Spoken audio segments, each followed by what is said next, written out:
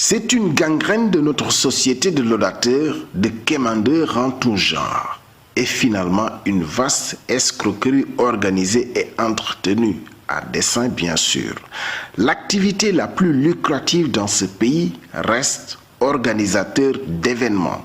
Peu importe ce que vous organisez et limite, on s'en fout des motivations. Enfin, les motivations, on les connaît, c'est pour se faire du fric, du bif, comme diraient ceux qui traquent l'argent mal acquis presque de façon sale, c'est le cas de le dire.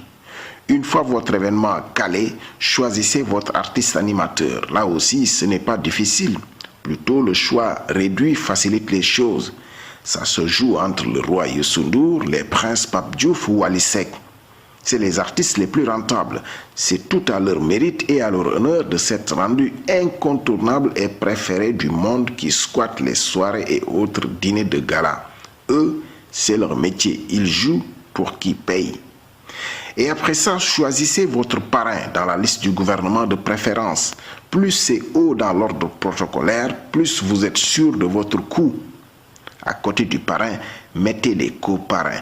Bourrez la liste avec tous les autres membres du gouvernement, des directeurs de sociétés nationales et là, visez les DG à la réputation liquide comme les guichets automatiques de banque. Tout le monde les connaît, pas besoin de dessin.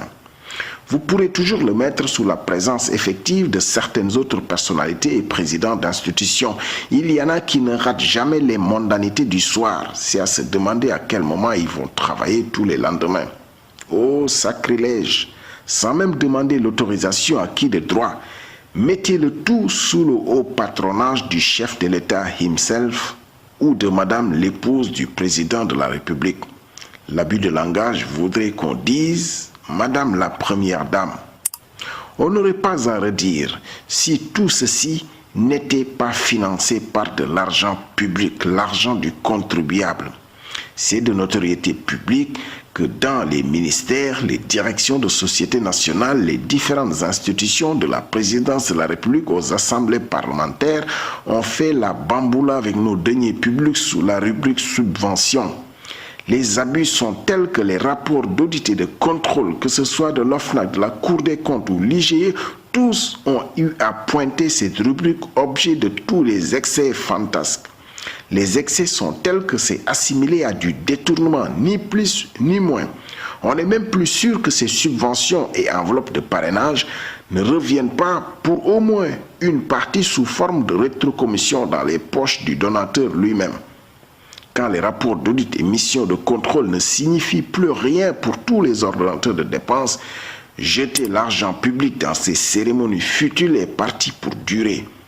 Même la cérémonie de deuil est parrainée aujourd'hui. Il ne manquerait plus que les morts établissent la liste des parrains qu'ils voudraient voir venir visiter la maison mortuaire après leur départ. À l'approche du Ramadan, les events makers sont dans leur pleine saison. Chacun veut sa soirée avant le Ramadan. Et le parrain, comme d'habitude, pique dans la caisse. Quelle dignité à ce directeur de société nationale qui organise un gala de lutte à sa propre gloire et qui fait parrainer et sponsoriser le tout par sa société nationale. Le conflit d'intérêts ne choque plus personne. C'est au premier des Sénégalais de refuser que les événements de ces pleutres soient placés sous son haut patronage. Le président du Bénin l'a fait, les finances publiques en ont été préservées. Quelle gloire le président de la République peut-il tirer de telles basses pratiques? Aucun. Et c'est en ce moment seulement qu'il faudra penser interdire le parrainage événementiel à tous les ministres et directeurs de société nationale et tous ceux qui gèrent du budget de l'État.